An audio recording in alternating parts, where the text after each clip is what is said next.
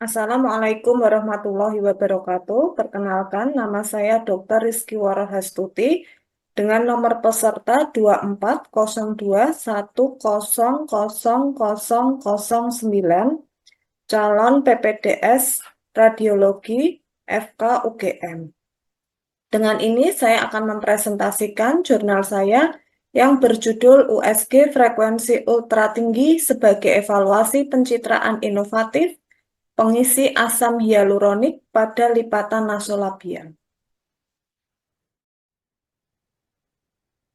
Jurnal yang saya bawakan, USG Frekuensi Ultratinggi sebagai Evaluasi Pencitraan Inovatif Pengisian Asam Hyaluronik pada Lipatan Nasolabial dengan menggunakan teknik PICO, di mana PICO terdiri dari pasien. Di sini 13 pasien yang menerima HA filler intervensi, yaitu pengisi asam HA. Comparison adalah penggunaan USG frekuensi ultratinggi pada probe 70 MHz. Outcome, kemanjuran UHFUS, USG dengan frekuensi ultratinggi dalam penilaian koreksi lipatan nasolabial.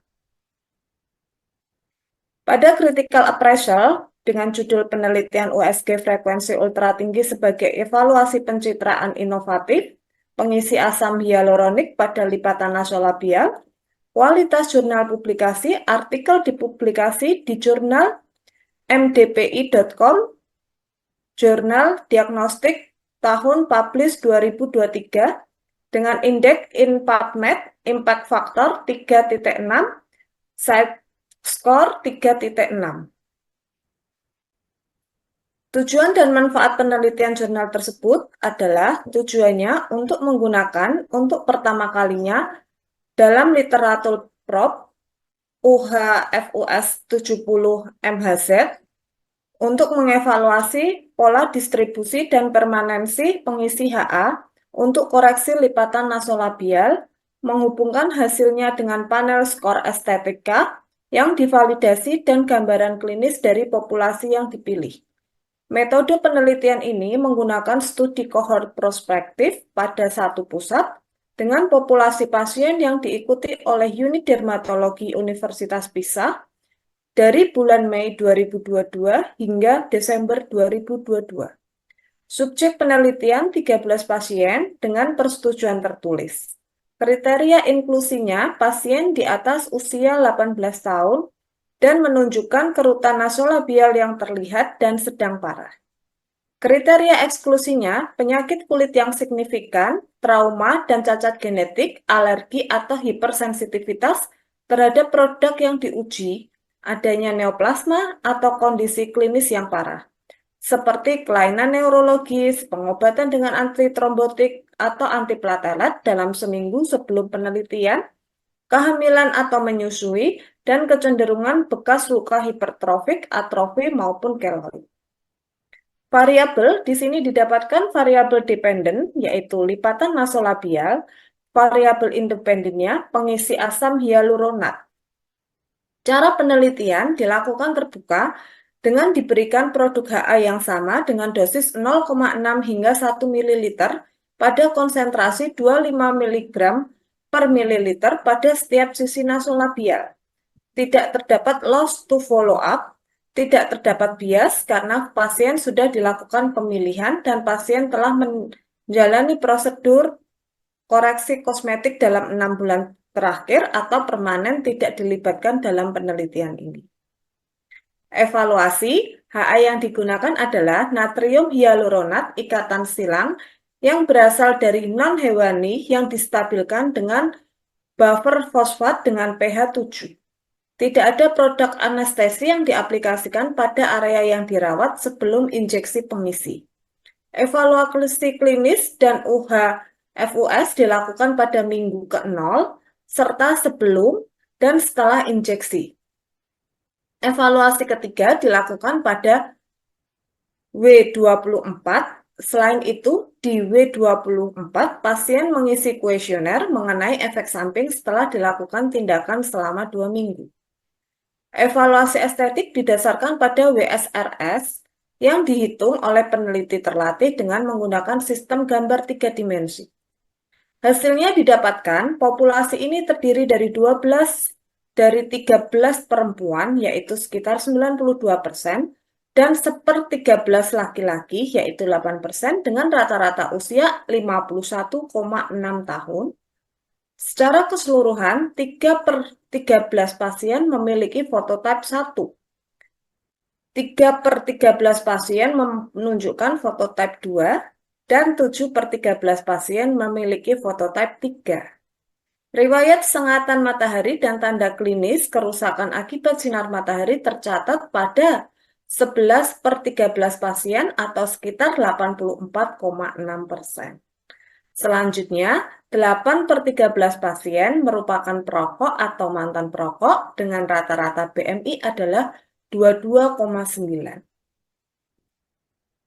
Pada awal atau waktu T0, tingkat keparahan kerutan prafiler yang diukur dengan WSRS adalah 3,4 dengan kerutan kanan dan kiri. Rata-rata ketebalan kulit yang diukur dengan UHFUS adalah 2,04 mm dan 2,05 mm, masing-masing untuk lipatan nasolabial kanan dan kiri.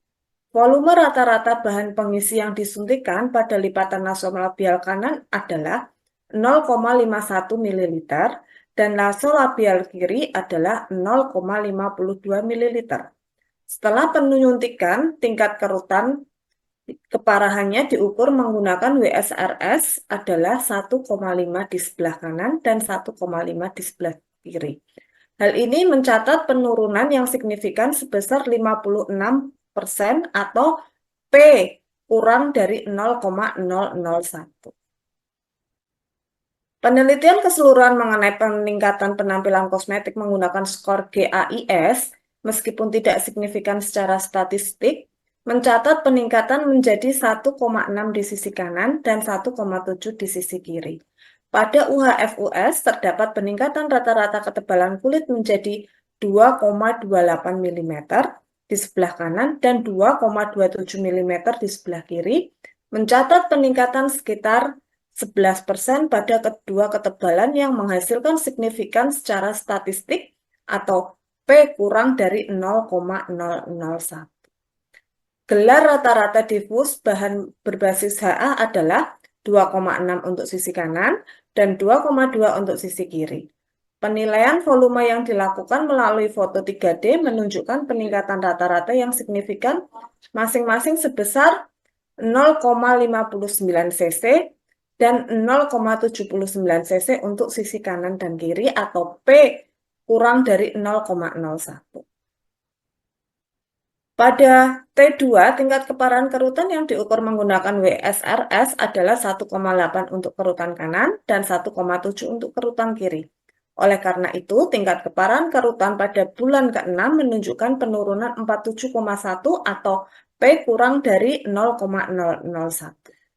Penilaian keseluruhan peningkatan aspek estetik menggunakan skor GAIS, meskipun tidak signifikan secara statistik, mencatat peningkatan menjadi 1,7 di sebelah kanan dan 1,8 di sebelah kiri, sehingga mempertahankan 94 hasil. Diperoleh pada awal dan segera setelah injeksi bahan pengisi. UHFUS mendekati rata-rata ketebalan kulit sebesar 2,19 mm pada kedua sisi, dengan peningkatan ketebalan yang signifikan secara statistik, masing-masing sebesar 7,4% dan 6,8% dari garis dasar untuk sisi kanan dan kiri atau P kurang dari 0,01. Selain itu, penilaian volume yang dilakukan melalui foto 3D menunjukkan peningkatan rata-rata 0,26 cc dan 0,36 masing-masing untuk sisi kanan dan kiri, sehingga mempertahankan 45% hasil yang diperoleh dari awal segera setelah injeksi bahan pengisian atau P kurang dari 0,001. Kesimpulan didapat pada penggunaan UHFUS dengan probe 70 MHz sebagai alat radiologi diagnostik dapat mengidentifikasi penanda anatomi dan pengisi kulit HA dengan presisi yang tak tertandingi, sehingga memungkinkan deskripsi yang cermat dengan akurasi hingga skala milimeter. Penilaian estetik multimodal pertama dari perbaikan lipatan nasolabial menggunakan evaluasi persisten HA secara skor klinis yang divalidasi dan gambar 3D dari hasil estetika visual selanjutnya. Demikian presentasi yang dapat saya sampaikan. Atas perhatiannya, saya mengucapkan terima kasih. Wassalamualaikum warahmatullahi wabarakatuh.